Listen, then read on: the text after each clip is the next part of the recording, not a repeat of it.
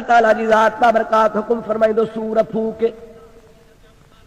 इसराफील अलैहिस्सलाम चइनि मुक़र्रब मलाइकनि मां हिकिड़ो मलाइका जंहिंजी ड्यूटी आहे जीअं सिंह थींदो आहे कंहिं जानवर जो, अहिड़ी सूरत हदीस ॿुधाई आहे। हिकिड़ी कुदरत जे तरफ़ खां सूर ठहियल आहे, माना हिकिड़ो वॾो नड़ो ठहियल आहे। पोइ अलाह बहितर वधीक ॼाणे थो केतिरो हुनजो मुंहुं आहे, केतिरो वेकिरो हूंदो, केतिरी हुनजी कद बुत हूंदो।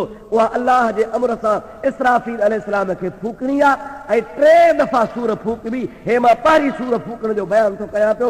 हज़रत इसराफील अलैहिस्सलाम जंहिं सूर फूकींदो अलाह जे अमर सां, अल्लाह ताला जी ज़ात बाबरकात जे मलाइक सगोरे जे उन आवाज़ में, उन सूर फूकण में, उन फूक में एतिरो तसर हूंदो त आसमाननि ऐं ज़मीननि वारा जेके हूंदा सभई मरी वेंदा।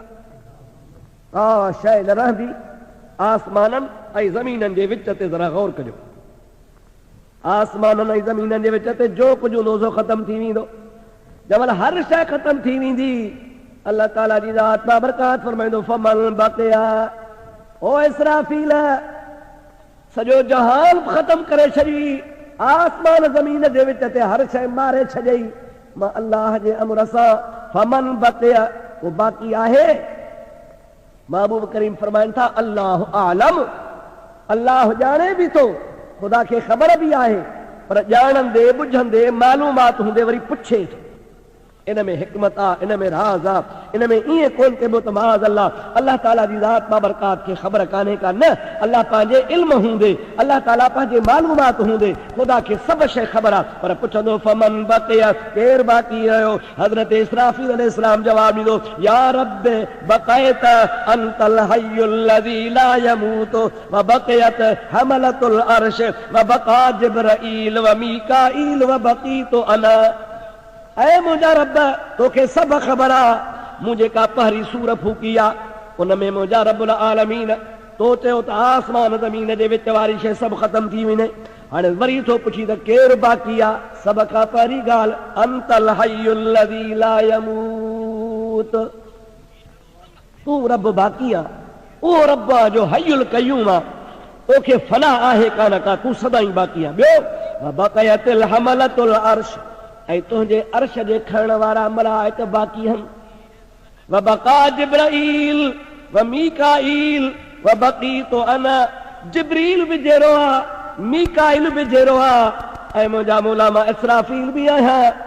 इसराफील मां मौजूदु आहियां, जिब्रील बि मौजूदु आहे, मलाइक जेके तुंहिंजे अर्श खे खयो बीठा आहिनि उहे बि मौजूदु आहिनि। अल्लाह ताला जी ज़ात न खां पोइ फरमाईंदो फलयमुत जिब्राईल व मीकाईल फयमूतान। अल्लाह अल्लाह वाहिदुल क़हार जी ज़ात आहे।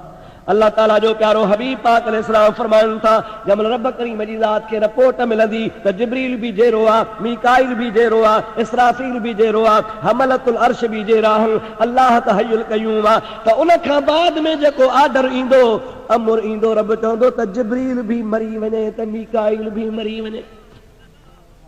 अल्लाह अल्लाह अल्लाह अल्लाह, अंदाज़ो कयो छा मक़ाम आहे जिब्रील जो, छा मक़ाम आहे अल्लाह जे प्यारनि फ़रिश्तनि जो।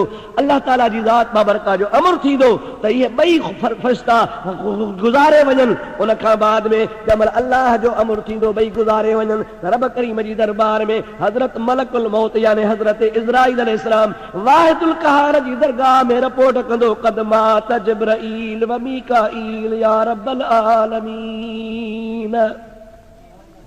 पोइ मुंहिंजा रब, जिब्रील बि वीचारो वियो, गुज़ारे वियो, मीकाईल बि गुज़ारे वियो, तुंहिंजो अमर थियो त इहे ॿई ख़तम थियनि ऐं मुंहिंजा मोरा ॿई विया। इहा रिपोर्ट केरु ॾींदो? मलकुल मौत अची ॾींदो, ऐं अल्लाह खे ख़बर आहे। वरी रब करीम पुछंदो फमन बक़िया, हाणे भला बाक़ी केरु आहे? हज़रत इसराफील जवाब ॾींदो बक़यत अंतल हय्युल लज़ी ला यमूत व बक़यत हमलतु अर्शिक व बक़ीतु अना।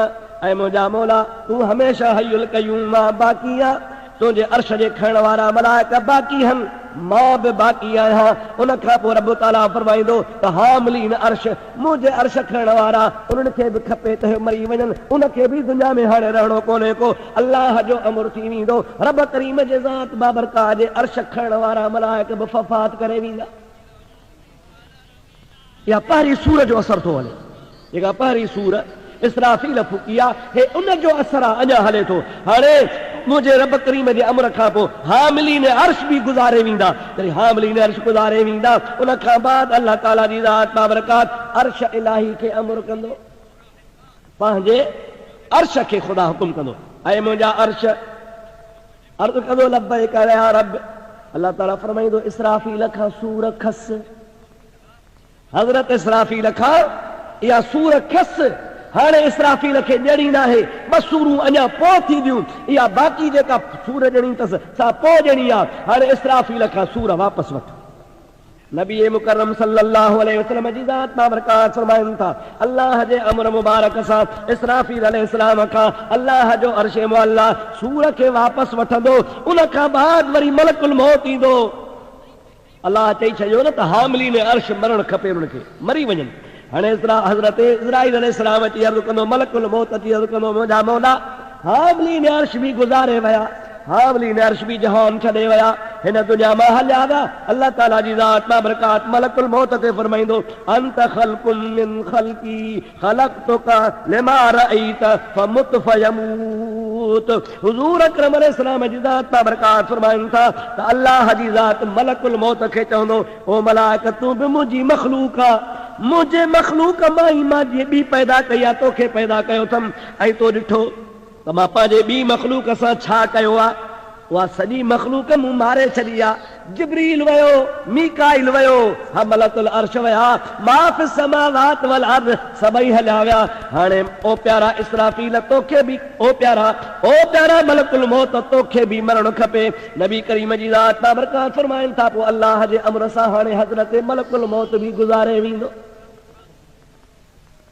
हाणे का शइ न रहंदी, हाणे का शइ न रहंदी। जंहिंमहिल का शइ न रहंदी, अल्लाह ताला फरमाईंदो लिमनिल मुल्कल यौम लिल्लाहिल वाहिदिल क़ह्हार। हाणे ख़ुदा ताला जी ज़ात बाबरकात ऐलान फरमाईंदो, हज़रत जिब्रील बि वियो, मीकाइल बि वियो, हज़रत मलकुल मौत बि हलियो वियो, अल्लाह ताला जा हमलतुल अर्श बि हलिया विया। इहा ॻाल्हि ज़हन में रखिजो, इसराफील अञा अथव। हज़रत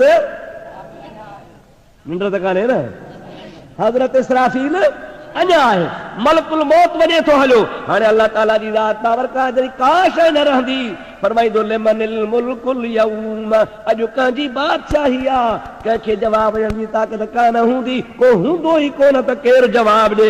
अल्लाह ताला पाण फरमाईंदो लिल्लाहिल वाहिदिल क़ह्हार, अॼु वाहिदुल क़ह्हार जी बादशाही आहे। अॻिते फरमाईंदो अल यौम तुजज़ा कुल्लु नफ्सिन बिमा कसबत ला ज़ुल्मल यौम इन्नल्लाह सरीउल हिसाब।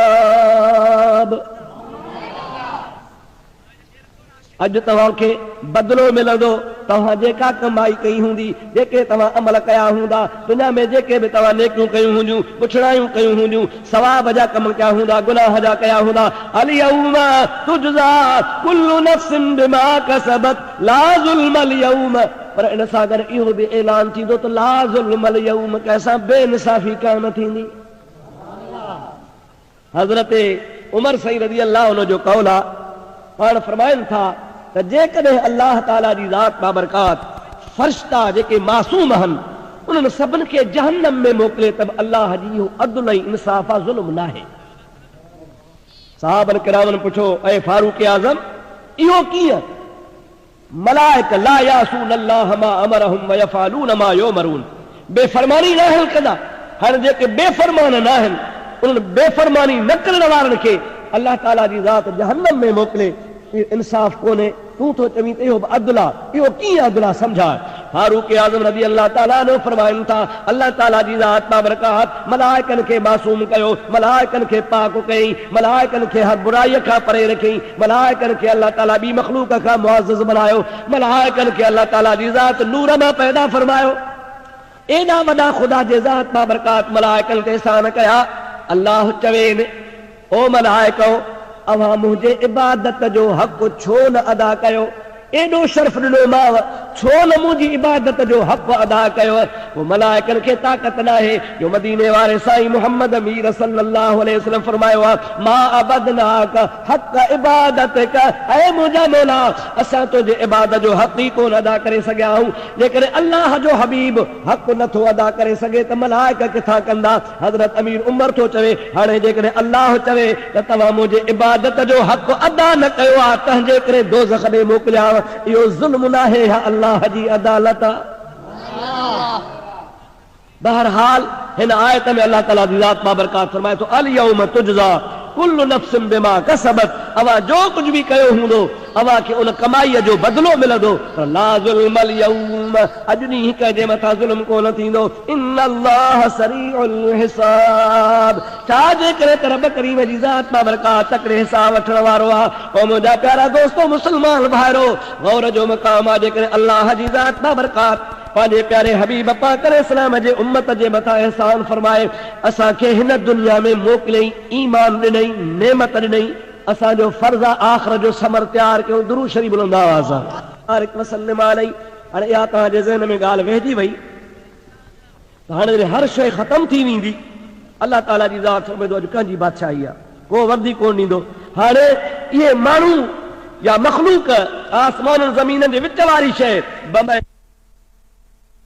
जामत में सॼी रूह ज़मीन ते अल्लाह जे ज़ात बाबरकात जे तरफ़ खां 40 ॾियारा मींहुं वसो ईंदो, 10 गज़ पाणी बीहंदो, उन खां पोइ सॼी मख़लूक़ात उथंदी, काइनात जेरी थींदी, वरी साह पवंदो। अल्लाह ताला जे ज़ात बाबरकात हमलतुल अर्श खे बीजिया रोकंदो। अल्लाह जे अर्श जे खणण वारा मलाइक सगोरा ईंदा, पोइ जो मलाइक सगोरा हमलतुल अर्श उथंदा। इन मींहं जे वसण खां पोइ त अल्लाह पाक जी ज़ात हज़रत इसराफील खे ॿीहर सूर फूकण जो अमर फरमाईंदो।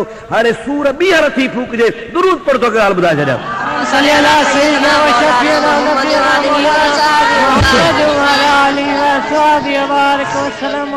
वरी दुरूद शरीफ़ अल्लाहुम्मा सल्ली अला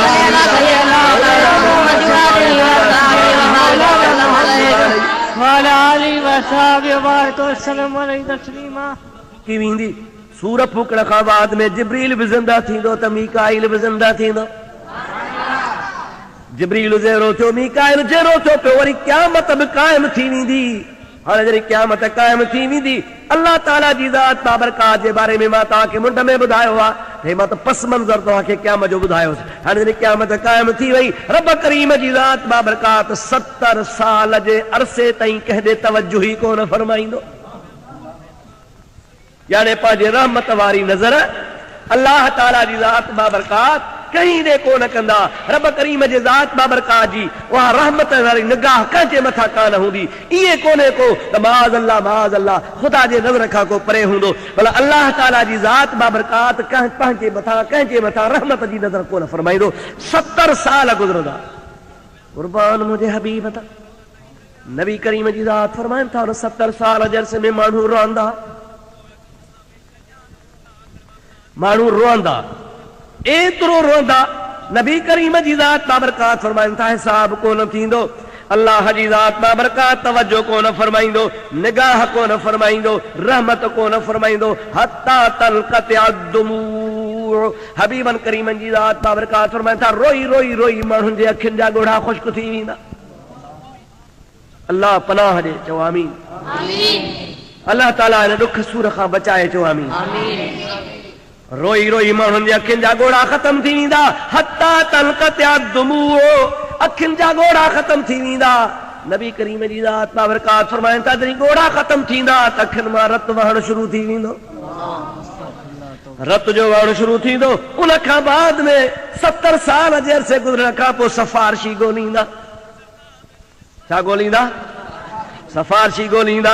आहे को जो असांजी सफ़ारश करे कंहिं ॾे वञूं, कंहिंखे के चऊं। मुंहिंजा दोस्त मशहूर हदीस पाक आहे, अॼोके मौज़ूअ सां हुनजो वास्तो कोन्हे को। इंशाअल्लाह करे ॿिए मौक़े में ॿी महफ़िल में तव्हांखे ॿुधाईंदुसि, पर इशारो करे छॾियां त सारी मख़लूक आदम अलैहिस्सलाम खे पंहिंजो बाबो सम्झी सफ़ारशी सम्झी अर्ज़ करण ईंदा। आदम खे चवंदा तूं असांजो बाबो आहे, अल्लाह तोखे मलाइकनि खां सजदो करायो हो। अॼु असांजी सिफारिश कर, पर आदम चवंदो नफ़्सी नफ़्सी नफ़्सी इज़हबू इला गैरी। अॼु मां तव्हांजी सिफारिश कोन थो कयां, कंहिं ॿिए ॾे वञो। पोइ अल्लाह जे आदम नबी वटां मायूस थी नूह नबी वटि ईंदा, नूह नबी वटां मायूस थी इब्राहिम खलील वटि ईंदा, इब्राहिम खलील वटां मायूस थी सभिनी नबियनि जा दर ॾिसी ईसा अलैहिस्सलाम वटि ईंदा। ईसा अलैहिस्सलाम ताईं सभु नबी चवंदा नफ़्सी नफ़्सी इज़हबू इला गैरी। पर ईसा अलैहिस्सलाम चवंदो त तव्हां छो परेशान थिया आहियो, दर दर छो ठोकरूं खाजूं अथव? अचो मां तव्हांखे अहिड़े दर ते वठी हलां जो तव्हांखे ख़ाली कोन मोटाईंदो। ऐं प्यारा ईसा कंहिंजो दर आहे? ईसा फरमाईंदो मां दुनिया में चईयोसि इज़ क़ाल ईसा इब्नु मरियम या बनी इसराईल इन्नी रसूलुल्लाह इलैकुम मुसद्दिक़न लिमा बैन यदैय मिन अत-तौरात व मुबश्शिरन बिरसूलिन याती मिन बाद इस्मुहु अहमद। ईसा अलैहिस्सलाम फरमाईंदो मां तव्हांखे दुनिया में कोन चईयोसि त मूंखां पोइ जवान अचे वेठो जंहिंजो नालो अहमद हूंदो। हबीबन करीमन जी ज़ात बाबरकात, महबूब करीम जी ज़ात बाबरकात जो नालो पाक खणंदो, नबी करीम जो नालो खणंदो, सभिनि जा नेण ठरी पवंदा। चओ सुभान अल्लाह। जो नालो ई अहिड़ो आहे, सभिनि खे यादगीरो अची वेंदो, सभिनि खे यादगीरो अची वेंदो त असां हिन जवान जे दर ते छो न वियासीं, ॿिए हंधि छो पे ठोकरियूं खाधूसीं। आला हज़रत अज़ीमुल बरकत मुजद्दिद दीन व मिल्लत मौलाना शाह अहमद रज़ा खान फाज़िल बरेलवी रहमतुल्लाह अलैह फरमाइनि था इन में बि राज़ हूंदो, उथंदे ई नबी करीम जे दर ते अचनि हा त मज़ो न थिए हा। सरफ इतना सबब था इनकादे बज़ में महशर का कि उनकी शाने महबूबी दिखाई जाने वाली है। महबूब जे शान महबूबीअ खे कीअं ज़ाहिर कजे?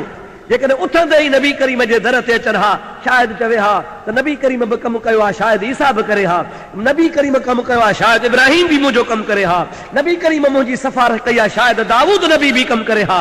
पर अल्लाह हुननि जे दिमाग़ में इहा ॻाल्हि विधी कान का, अॻ में ॿियनि दरनि तां ठोकरूं खाई मोटी अचो, उन दर ते अचो जिथे कमु ठहंदो आहे। हबीब जे दर ते ईंदा, महबूब पंहिंजे उम्मत जी शफ़ाअत कंदो। इंशा अल्लाह वरी कंहिं ॿी महफ़िल